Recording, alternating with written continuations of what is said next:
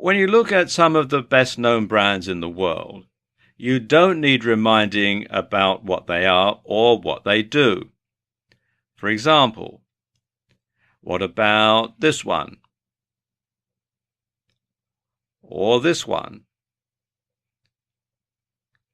Then there's this one, and their main rivals, this one.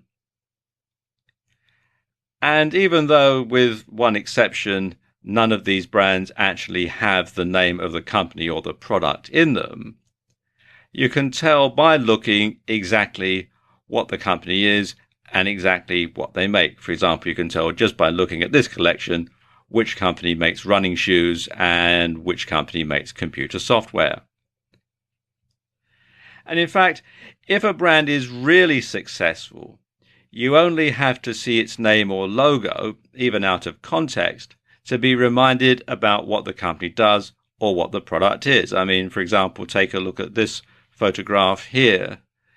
Now, if you're familiar with the brand, you'll know that even though it's on the side of a racing car, it's got nothing to do with motoring, it's got nothing to do with motor racing at all. But you know exactly what it is, and if you live in a market where they don't sell this, I'll tell you it's an energy drink.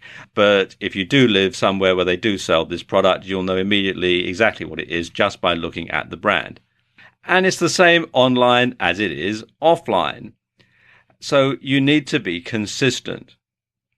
So if let's say you're Sam Owen 101 on Facebook, and new video for you on Twitter, and new video to go on YouTube, and Sam Owen's video productions on LinkedIn, and new videos for you on Pinterest, well, nobody is going to know that you're the same person or the same business. Likewise, if your website has one color scheme and your Facebook page has another and your Twitter feed has another and you use a different logo on your letterhead than you do online, well, quite frankly, people are not going to take you seriously. So how can you be consistent? Well, really, this is something that you must do from the very beginning. So when you're just starting out, you need to decide on a business name. Now, of course, I suppose the obvious way is to just simply use your name, but that can be problematical if you ever decide to sell the business on to somebody else. You're also selling the rights to your name. So generally, if you plan on perhaps selling your business on later on, then using your name isn't a very good idea. What is a very good idea, though, is something that is descriptive of what you do.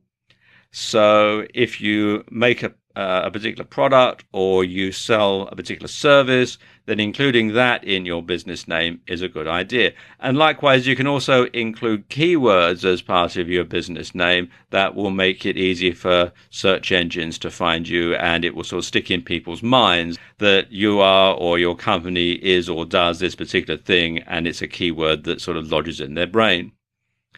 Regardless, you should have something that's easy to remember, something that's not too convoluted, something that easily trips off the tongue, something that people can sort of lodge somewhere in their brain, and when they need your product, they need your service, they can simply think, yes, we can have so-and-so.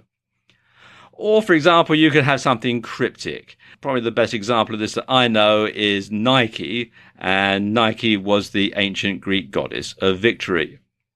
So, of course, a bit cryptic there. They were sort of thinking, well, Nike, victory, wear our shoes, cross the finish line first, that sort of thing.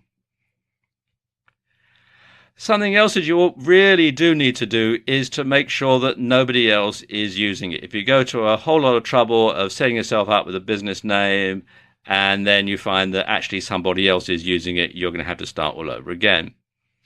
You also want to make sure that it's not deliberately confused with another more established business.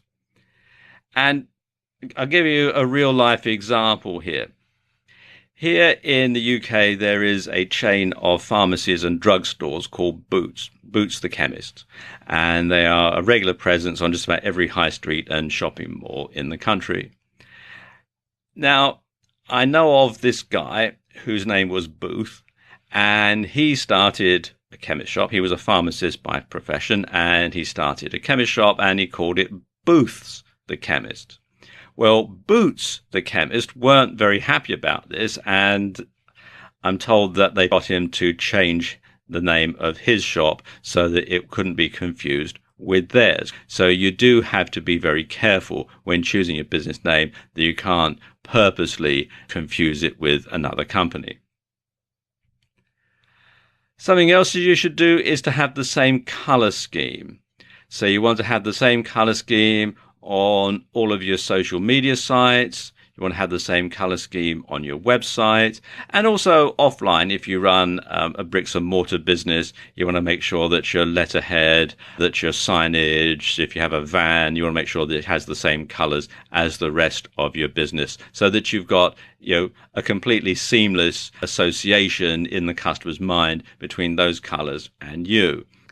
You also want to have the same logo, and this is very important because, like I was saying earlier in the video, people will associate the logo with you. So you need to make sure that it is the same across all social media sites. And it's a good idea to get it professionally designed. You can find someone to design a logo for you on Fiverr.com. That's Fiverr with 2 R's. And this is a site where people will do all sorts of stuff for $5 or for multiples of $5. And you can see here I've done a search for logo design, and there are quite a number of different people offering this particular service.